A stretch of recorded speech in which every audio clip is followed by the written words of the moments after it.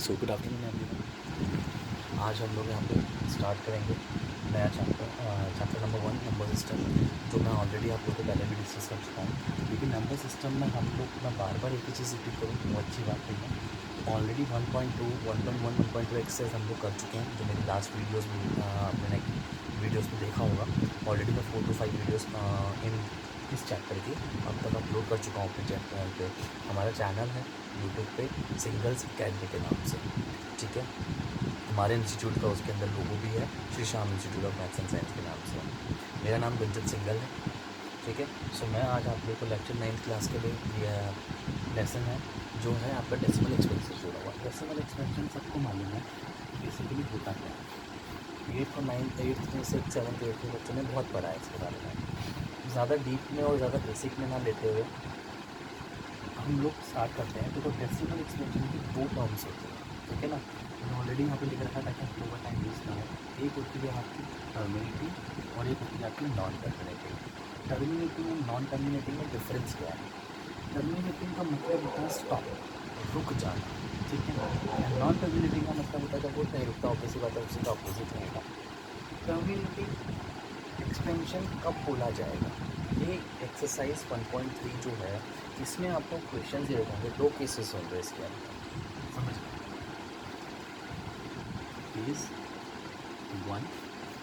Case one कब होगा? Let's suppose कोई एग्जांपल मैं आपको देता हूँ।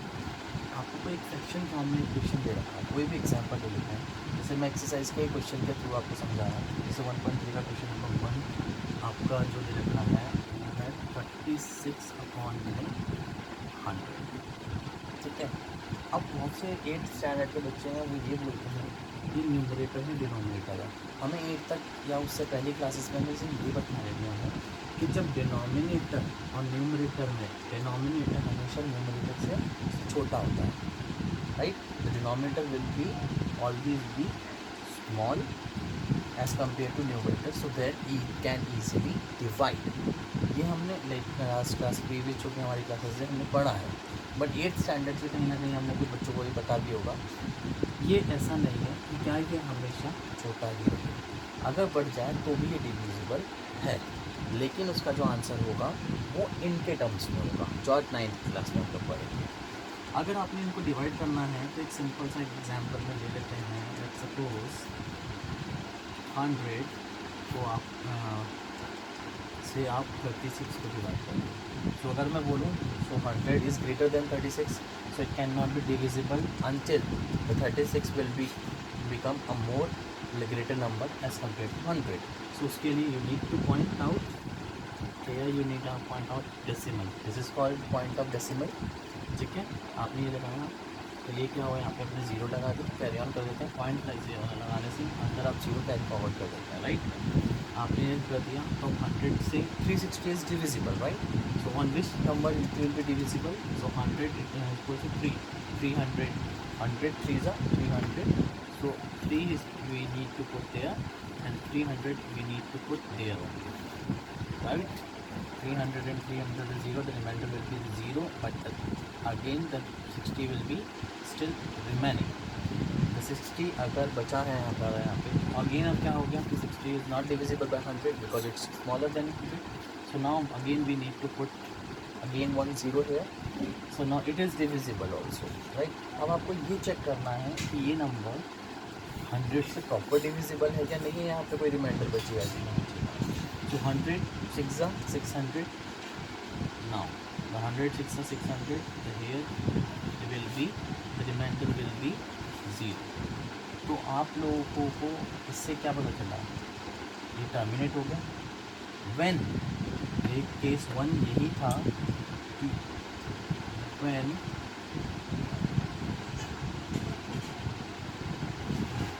remainder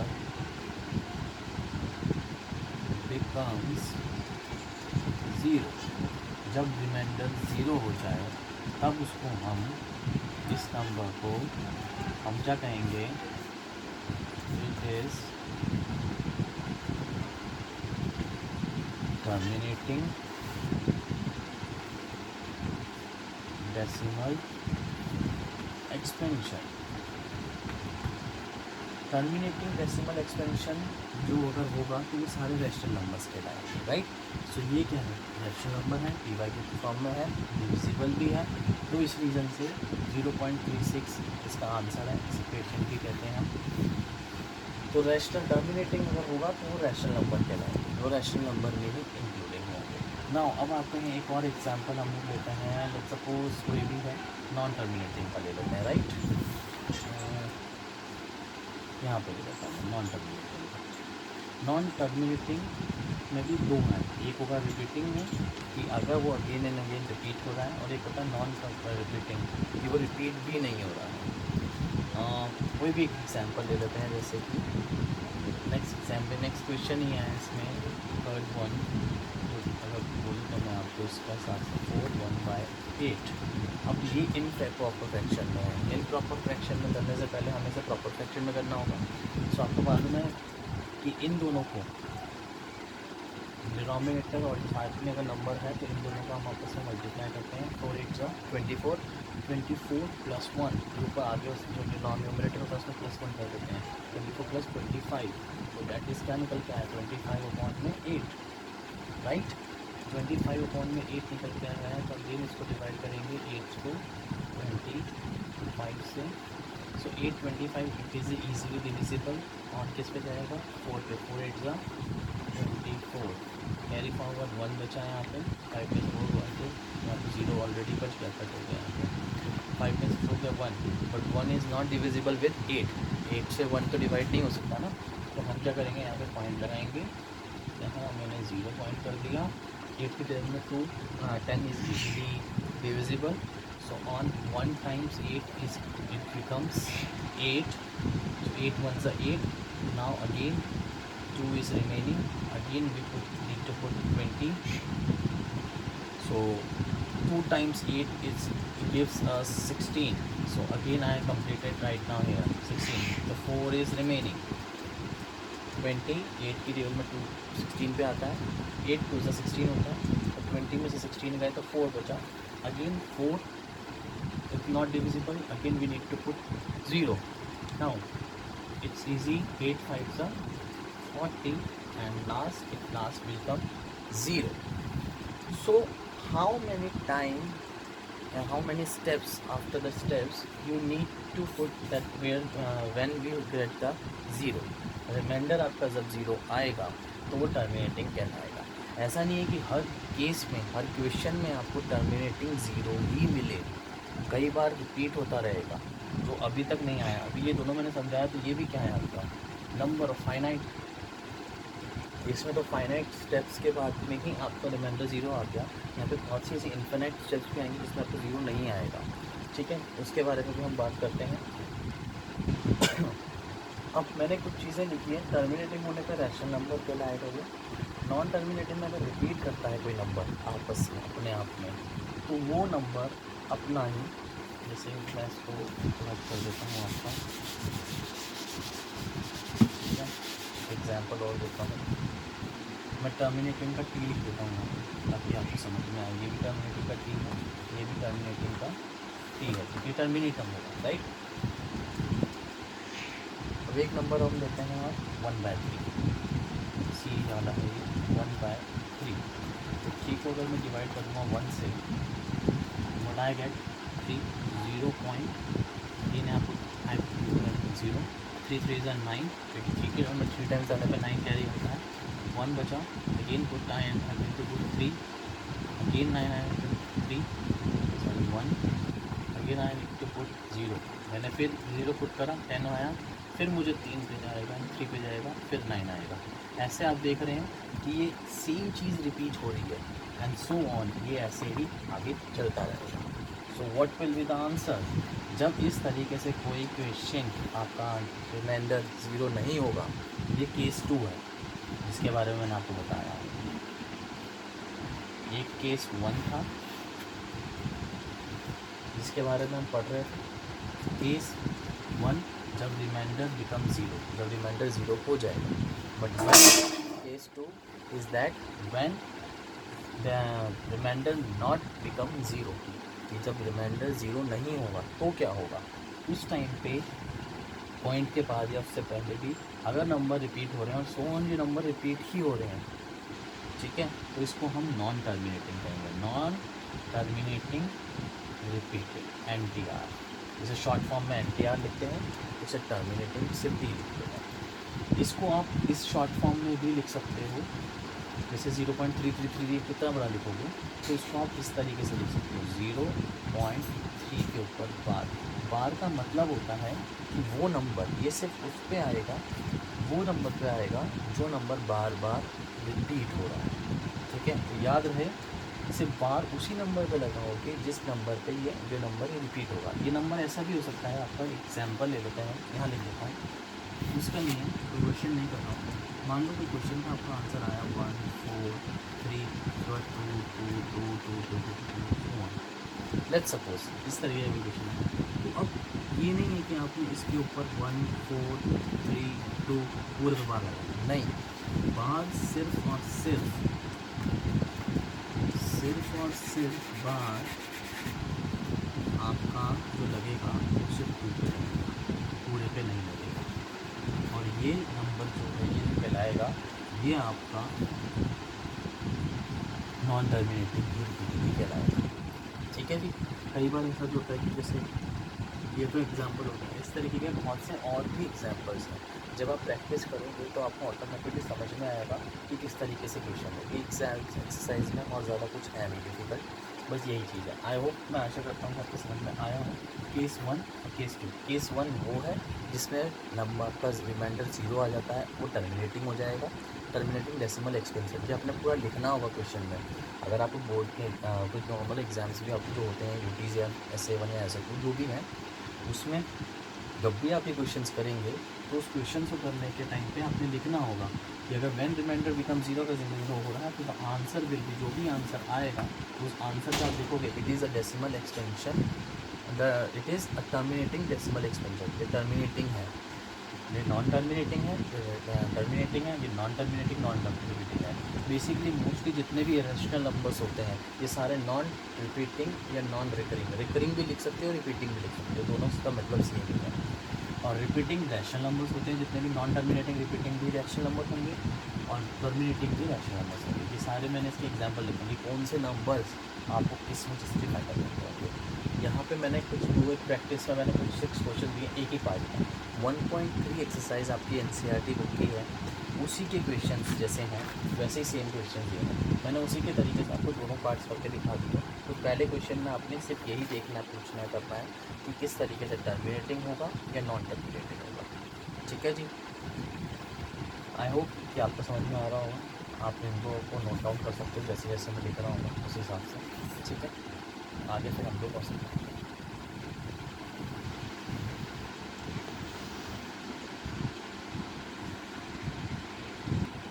So here we are again from so we are here once again। इससे पहले मैंने भी आपको अभी रिसेंटली समझाया कि 2 केसेस होते हैं। केस 1 व्हेन रिमाइंडर बिकम 0, जब रिमाइंडर 0 है तो it means the decimal expansion is terminating, ठीक है। जब केस आपका 2 में अगर रिमाइंडर 0 नहीं होगा, वो रिपीट होता रहेगा, वो नॉन टर्मिनेटिंग होगा। कोई चीज़ देखो नहीं रुकेगी, उसे नॉन टर्मिनेटिंग ही बोलोगे ना, तो नॉन टर्मिनेटिंग रिपीट होगा। अब इससे ही इसी से मिलता जुलता क्वेश्चन नंबर 2 है आपका 1.3 एक्सरसाइज का। मैं रीड आउट करता हूँ। You know that 1.7 equals to 0.1428757 पे bar. Can you predict what the decimal expansion of 2/3, 2/7, 3/7, 4/7, 5/7 and 6/7 without actually by doing the long division. बिना लॉन्ग डिवीजन करे आप क्या इनकी बाकियों के भी रिमेनिंग जो है आपकी, उनके भी आप डेसिमल एक्सपेंशन आप फाइंड आउट कर सकते हो। Study the remainders while finding the value of the 1/7 carefully.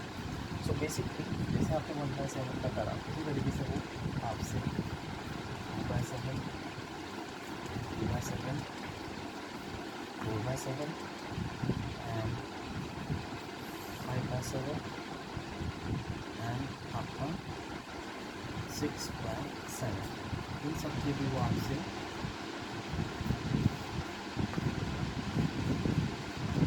मांग रहे हैं विदाउट एनी डिवीजन। देखो तो मैं आपको एक चीज़ सिंपल सी बताता हूँ। 1/7 को आपने जो करना है तो आपका ये आया, ये आप नॉर्मली कर भी सकते हो अगर आपने करना है स्टार्ट करते हैं, चलो मैं करके देखता हूँ, वैसे हालांकि बहुत लंबा हो जाएगा ये। ठीक है, आप जब इस तरीके से सॉल्व आउट करोगे तो 0 पॉइंट लगा के ऑब्वियसली 1 पे जाएगा, 7 3 आपका बचा अगेन 30, तो आपका 4 पे जाएगा, 27 4 में 28, अगेन 2 पे जाएगा 20, 2 पे जाएगा तो 14 6 60, अगेन 8 पे जाएगा। मैं इसको पूरे को यहाँ लिख देता हूँ साइड में ऐसे करके ना, 0.1428 पे जाएगा। ठीक है,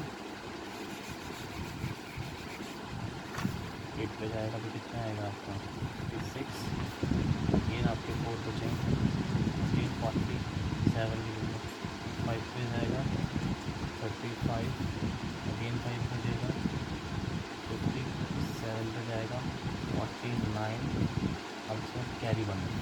अब ये चीज़ यहाँ से क्या हो रही है, अगेन रिपीट हो रही है और सेम में आगे की सो ऑन चलती जाएगी। अब ये तो डेसिमल एक्सपेंसिव मैंने तो आपको लॉन्ग करके दिखाया, तो ये क्या है, ऑब्वियसली नॉन टर्मिनेटिंग रिपीटिंग है ये तो। अब ये तो हमने डिवाइड कर लिया, अब इतने सबको एक साथ डिवाइड करना मैथ्स के पेपर में भी बहुत टफ होगा, करेंगे क्या, हम कुछ नहीं करेंगे, हम इसी पार्ट को उठाएंगे। ठीक है, 2 है, 7 तो कॉमन है, डिनोमिनेटर तो सेम है, न्यूमरेटर तो अलग है, हम कुछ नहीं करेंगे, हम 2 मल्टीप्लाई 0.142857 को मल्टीप्लाई सेम 3 मल्टीप्लाई 0.142857, 4 मल्टीप्लाई 0.142857, ऐसे मल्टीप्लाई करेंगे। कुछ नहीं होगा, अगर एक नॉर्मल मल्टीप्लिकेशन की मैं बात करूँ आपसे, अगर 0.142857 2 से मल्टीप्लाई करता हूँ तो 2 7 का 14 का हो कैरी 1। ठीक है, देखते हैं 2 7 का 14 हो कैरी 1, 2 5 10 11 11 2 8 16 17 7 1 2 2 का 4 8 5 2 1 2 4 जा 4 का 8 2 1 जा 2.20 का 0। ठीक है जी, सब क्या हुआ, पॉइंट कितने के बाद आएगा 1 2 3 4 5 6, 1 2 3 4 5 6, तो आंसर कितना होगा इसका 0.285714। अब आप देख रहे हैं यही नंबर रोटेट हो रहा है, जो नंबर आगे थे वो पीछे हो रहे हैं, पीछे वाले नंबर आगे हो रहे हैं। इसी तरीके से आप इसका भी देखेंगे तो यही सेम चीज़ निकल के आएगी आपकी। जब आप इन्हें मल्टीप्लिकेशन करते हैं 0.142857 3 से मल्टीप्लाई करेंगे, 3 7 से 21 का 1 कैरी ऑन 2, 3 5 से 15 16 17 का 7 कैरी ऑन 1, 3 8 जा 24 25 का 5 कैरी ऑन 2 3 का 6 7 8 3 4 12 कैरी ऑन 3 1 3 और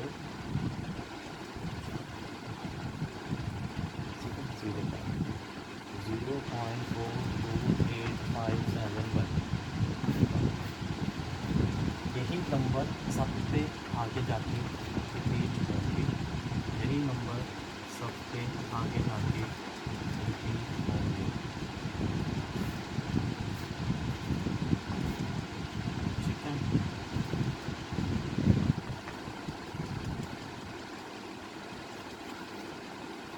फाइव से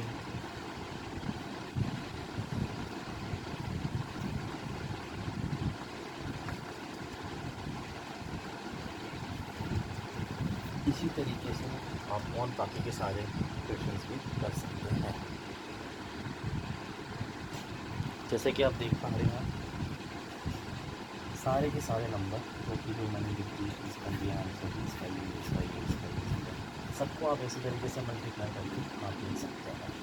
ये 2 क्वेश्चंस हैं इस टॉपिक, इस वाली एक्सरसाइज में आगे हम और पढ़ेंगे एक सिंपल सा मैं आपको बताऊँ तो इसमें आपने कन्वर्ट करना है। जैसे मैंने क्वेश्चन आपको लिख भी रखा है कि right the following in decimal form.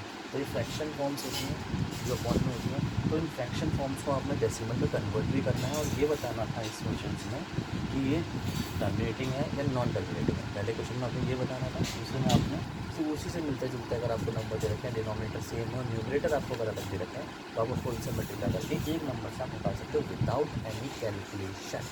ठीक है, तो आज की एक्सरसाइज क्लास में से इतना ही। सही रहिए, खुश रहिए, अपने आप को आगे बढ़ाते रहिए।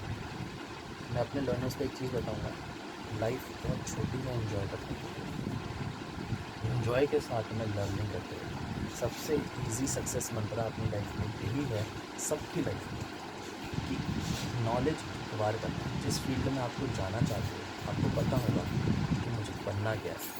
जब आपको ये पता है कि मुझे पढ़ना क्या है, तो उसके लिए जितनी भी नॉलेज चाहिए उसे गेन करो, एक्वायर करो, हार्डवर्क करो, प्रेसिवरेंस रहो, उसके बाद में आपको सक्सेस से हो सकता है। So thank you so much for listening us, keep subscribers, keep learning, keep going. Thank you so much. आपका टीचर, आपका कह सकते हैं लर्नर, मैं भी एक तरीके से। आप कोई भी डाउट हो प्लीज़ मुझे याद कीजिए, मेरा नाम रंजित सिंगल है। Thank you.